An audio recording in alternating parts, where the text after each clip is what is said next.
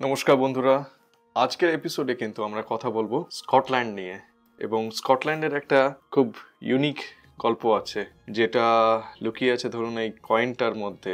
ব্রিটিশদের যেই 1 pound coin আছে, এর মধ্যে দেখবেন একটা ফুল আছে, যেটার নাম হচ্ছে থিসেল।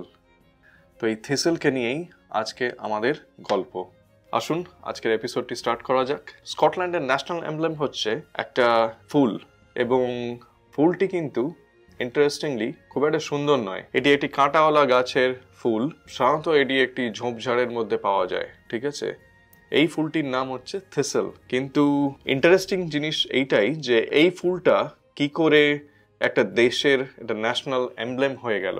তো এই থিসেল ফুল কিন্তু ভীষণই ইন্টারেস্টিং, কারণ থিসেল ফুল আপনার স্কটল্যান্ডের প্রত্যেকটি অফিসিয়াল পেপারস, স্কটিশ ন্যাশনাল টিমকে কিন্তু যদি রিপ্রেজেন্ট করা হয়, তাহলে ওইখানেও কিন্তু দেখবেন ওদের যে আইকন, সেইখানেও কিন্তু এই থিসেল ফুল পাওয়া যায়। বা স্কটিশ কোনো অফিসিয়াল লেটারের মধ্যে কিন্তু এই ফুলের ছাপ থাকে। এবং অবভিয়াসলি ইউকে যে কয়েন আছে, সেই কয়েনেও দেখবেন যে এই থিসেল ফুলটি পাওয়া যায়। যদি আমরা ইতিহাসের পাতায় চলে যাই, অলমোস্ট 13th সেঞ্চুরি, স্কটিশ লোকেরা কিন্তু খুব ভালো যোদ্ধা ছিল, কিন্তু স্কটল্যান্ডকে প্রায় আক্রমণ করত হচ্ছে ভাইকিংরা কিন্তু ছিল ভীষণই নির্মম, এবং ওরা প্রায় অ্যাটাক করতো স্কটল্যান্ডে। তো এই স্কটিশ আর্মি বা স্কটল্যান্ডের যে আর্মি ছিল, তো এই আর্মির যোদ্ধারা একটা সমুদ্রের ধারে কোস্টের ওপরে, কোস্ট লাইনের ওপরে টেন্ট ফেলেছিল, এবং টেন্টের মধ্যে ওরা পাহারা দিচ্ছিল বা যুদ্ধের জন্য প্রস্তুতি নিচ্ছিল। তো এইরকম এক সময় খুব গভীর রাত, এবং ওই সময় ভাইকিং এর এক দল ওরা প্ল্যান করলো, স্কটিশদের যদি আমাদের আক্রমণ করতে হয়, তাহলে খুব ভালো হয় যদি ওদেরকে হঠাৎ করে ভয় দেখিয়ে দেওয়া যায়, এবং হঠাৎ করে ওদেরকে যদি অ্যাটাক করা হয়। তো ভাইকিংরা এই প্ল্যান করে, এই স্ট্র্যাটেজি, এই ছক করে ভাইকিংরা চলে এসেছিল স্কটল্যান্ডের উপকূলে। তো ওরা রাতারাতি নিজেদের যে বোটস ছিল বা জাহাজ ছিল, তো সেই জাহাজগুলোকে নিয়ে এসে ওই কোস্ট লাইনের ধারে ধারে অনেক এরকম জাহাজ লাগিয়ে দিয়েছিল।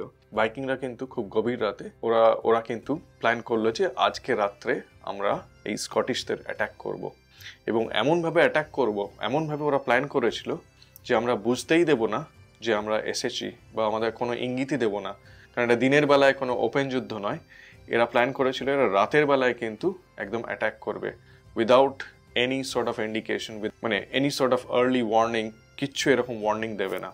তো ওরা রাতারাতি অ্যাটাক করে তাড়াতাড়ি উইন করে চলে যাবে, বা তাড়াতাড়ি জয়ী হয়ে চলে যাবে। তো এইটা ছিল ভাইকিংদের প্ল্যান। তো এবার ডিনার হয়ে গেছে, স্কটিশ যোদ্ধারা এবারে বিছানায় ঘুমোতে যাবে। এই সময় ভাইকিংরা ঠিক করলো, লেটস গো অ্যান্ড অ্যাটাক। কিন্তু ওরা একটুও আওয়াজ করলো না, খুবই নিঃশব্দের মধ্যে ওরা খালি পায়ে গেল এই কারণেই যাতে পায়েরও যেন কোনো আওয়াজ না হয়। এবং খালি পায়ে ওরা আস্তে আস্তে ওরা ওই স্কটিশ যোদ্ধারা যেখানে টেন্টে ছিল, সেই যোদ্ধাদের কাছে ওখানে ওরা আসতে শুরু করলো। কিন্তু মুশকিল হলো এইটাই যে যেটা ভাইকিংরা জানতো না, যে ওইখানে ওই জায়গাটা যেখানে স্কটিশরা ছিল, ওই জায়গার আশপাশটা ছিল একটা কাঁটা বনের জঙ্গল, ঠিক আছে। এবং কাঁটা বনটা কিসের? এই থিসেল ফুলের। এই থিসেলের পুরো ঝোপ ছিল। আর ভাইকিংরা এটা কিন্তু একদমই অ্যান্টিসিপেট করেনি বা বুঝতে পারেনি, যে এটা এক্সপেক্টই করেনি যে এটা হতে পারে। ওরা কি করলো, যেহেতু ওরা খালি পায়ে গেছিল যাতে আওয়াজ না হয়, যেই ঝোপটা পেরোতে গেল সবারই পায়ে কাঁটা ফুটলো, এবং যেই কাঁটা ফুটলো সবাই চেঁচামেচি শুরু করে দিল ভাইকিংরা, যে মানে এটা তো খুবই বেদনাদায়ক। আমার হাতে কিছুদিন আগে এই থিসেলের একটা কাঁটা লেগেছিল, এবং কাঁটার যে জ্বলুনি, এটা একদম প্রায় বিছুটির মতো জ্বলুনি, ঠিক আছে। তো সেই জন্য আমি বুঝতে পারি যে ভাইকিংদের তখন কিরকম লেগেছিল। তো ভাইকিংরা তখন ওই পায়ে কাঁটা ফুটে গেছে এরকম অবস্থা, খুব চেঁচামেচি শুরু করে দিয়েছে, যে ওরা দেখতে পারছে না অন্ধকারে কোথায় কি আছে, কারণ ওইভাবে তো প্রিপেয়ার হয়ে যায়নি ওরা। তো ওরা যখন অ্যাকচুয়ালি এই চেঁচামেচি শুরু করলো, স্কটিশ যোদ্ধারা কিন্তু তখন জেগে উঠলো।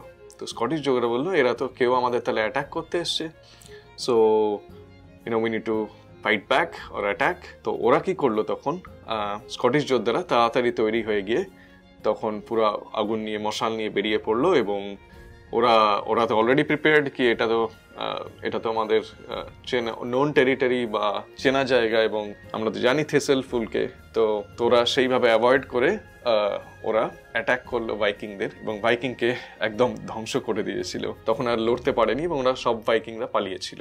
সেই যুদ্ধের পরে স্কটল্যান্ডকে ওরা কিন্তু তখনও নিজের কন্ট্রোলে আনতে পারেনি আর, বা স্কটল্যান্ডকে ওরা কঙ্কার করতে পারেনি। তো এই জন্য স্কটল্যান্ডে এই থেসেল ফুলটা খুবই লাকি ফুল বলা হয়, এবং স্কটল্যান্ডের এই ফুলটাকে একটা ন্যাশনাল ফুল করা হয়, কারণ এই ফুলটা অনেক লাইফ সেভ করেছিল এবং স্কটল্যান্ডকে রক্ষা করেছিল। তো এই জন্য স্কটিশ হিস্ট্রিতে থিসেল ফুলের এতটা মাহাত্ম্য, এবং তার নোটের মধ্যে দেখবেন, কয়েনের মধ্যে দেখবেন, এবং অফিসিয়াল সিগনেচারের মধ্যে দেখবেন, অফিসিয়াল যে স্ট্যাম্প হয় স্কটিশ গভর্নমেন্ট পেপারসে, তো এই অনেক পেপারের মধ্যে কিন্তু দেখবেন অফিসিয়াল পেপারস, এবং স্কটিশ যা খেলতে যায় সেই টিমের যে জার্সিতে দেখবেন এরকম থিসেল ফুল থাকে অনেক সময়। তো এইটার কারণ হচ্ছে এইটাই যে এই ফুলটি হচ্ছে স্কটল্যান্ডের ন্যাশনাল এমব্লেম। তো হোপফুলি এই গল্পটি আপনাদের ভালো লাগলো, আর এরকম যদি আরও কিছু ইন্টারেস্টিং গল্প আপনাদের থাকে স্টকে, প্লিজ আমাকে কমেন্ট বক্সে জানান, যাতে এরকম আরও ভিডিও বানাতে পারা যায়। এবং আপনাদের যদি এই ভিডিওটি ভালো লাগে তাহলে অবশ্যই লাইক করুন অ্যান্ড সাবস্ক্রাইব করুন, যাতে আমার চ্যানেলটি গ্রো হতে পারে এবং আপনাদের জন্য আরও এইভাবে নতুন নতুন কন্টেন্ট নিয়ে আসতে পারি। তো এনিওয়ে, নমস্কার আজকের ভিডিওতে আমার সঙ্গে থাকার জন্য।